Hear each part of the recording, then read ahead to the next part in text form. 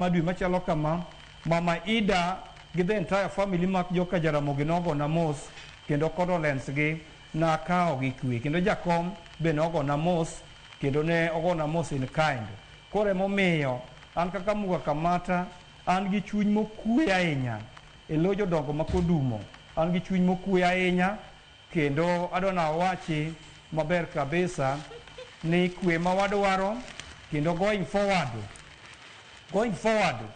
kaka Central Management Committee mar party mar ODM no osedhialo migosi Oburu Oginga mondo obed party leader orwak wuor jakom mane jakom orwako kaka party leader.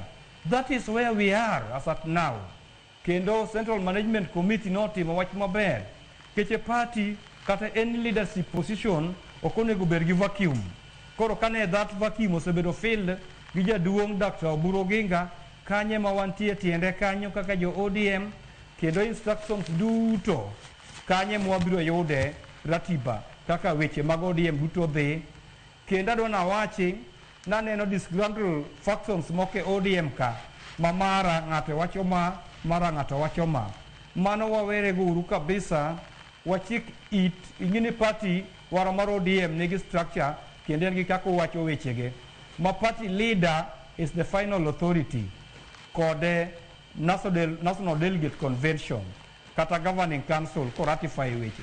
Koro kata mana Sofuna kaka Secretary General kanyicho wuoyo tiwinjo ko wacho mano wacho weche ma jakom no wacho. Jakom ne wuoyo as a party leader.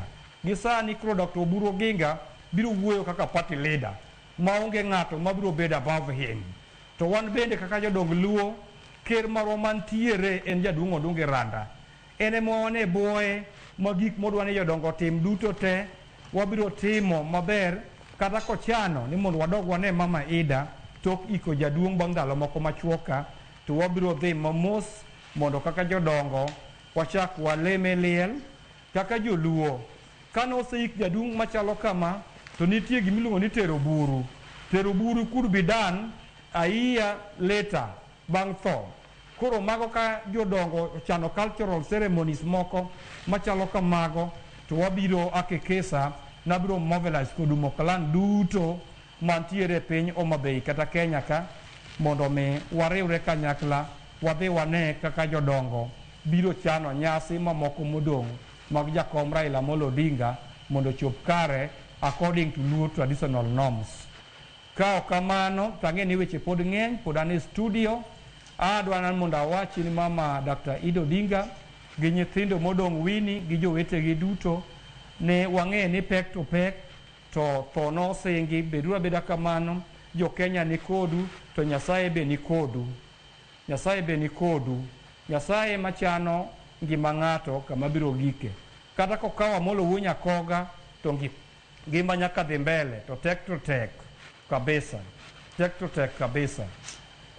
Finally, nitie wach moro madwana wuoye matin madwana gosi. Adwani mondo wach moro ni wrangles mantie mar lalo leadership mar party mar ODM onego rum. Kingpin mar Luo ok kaw through election. Kingpin mar Luo ikaw ka Jehova Nyasaye kata juogi mar Luo mar Ramogi ema chier kuom ng'ato. Koro at this time obiro fwenyore ayanga ni en ng'a mabiro rwako wuoche Amolo Wunya Koga. Koro jowa oremos wayuoga Amolo Wunya Koga maber kabisa. Kasa biro romo to ka juogi ochwier kuom ng'ato kaka sani pod Oburu Odinga momake no to weuru we jaduong' omake mondo taw gando Luo ka wane boye kanyo nikech chama mar ODM ni en makoro riwo joluo te kod oganda mamoko ma e piny